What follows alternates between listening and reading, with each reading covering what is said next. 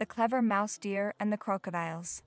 Once upon a time, in the dense jungle of Southeast Asia, there lived a clever and mischievous creature known as the mouse deer, or as the locals called him, Kancil.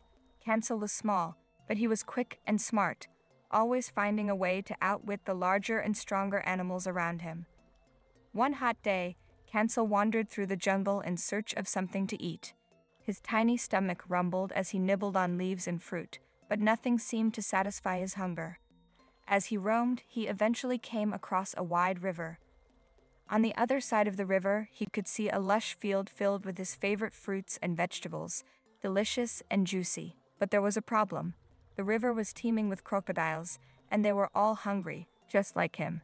Kancil knew that if he tried to swim across, the crocodiles would quickly snap him up for their dinner.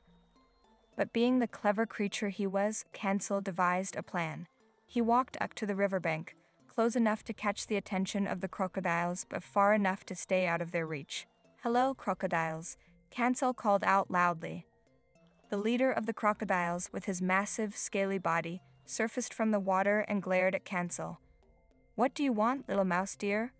Are you offering yourself as our meal?" he snarled, baring his sharp teeth.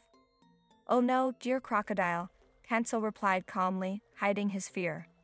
"I'm here on a very important mission.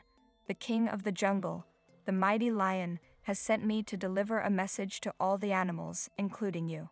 The crocodiles, curious about this important message, gathered around to listen. The leader, narrowing his eyes, asked, "What message does the king send?"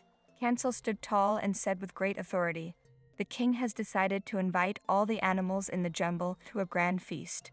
But he needs to know how many guests will attend, so he has asked me to count all the crocodiles in the river."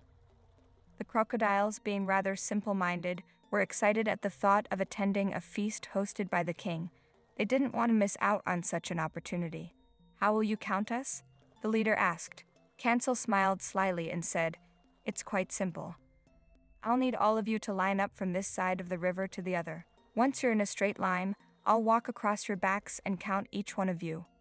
The crocodiles, eager to be counted and invited to the feast, immediately began to form a bridge across the river. One by one, they positioned themselves, their bodies creating a long, scaly path that stretched from one bank to the other. Once they were ready, Kancil hopped onto the first crocodile's back. "One," he said as he landed. Then he leaped to the next, saying "two," and so on. He continued to count, hopping from one crocodile to the next, all the while making his way across the river. The crocodiles were too focused on the count to notice that Kancil was actually crossing the river. As he reached the last crocodile, he shouted, "And the final number is too many." With that, he jumped onto the far bank, safe and sound. The crocodiles, realizing they had been tricked, growled in frustration, but it was too late.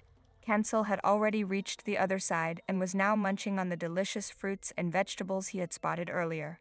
From the other side of the river, Kancil called out to the crocodiles, "Thank you, dear crocodiles, for helping me cross the river. You've all been very kind. I'm sorry, but I don't think there's a feast for you after all." The crocodiles could only watch as Kancil enjoyed his meal. They were too embarrassed and angry to do anything but swim away, grumbling to themselves about how they had been outwitted by the tiny but clever mouse deer. And so Kancil spent the rest of the day feasting in peace, knowing that he had once again outsmarted his enemies. The lesson of the story is clear. Brains can often triumph over brawn, and a quick wit can be more powerful than physical strength.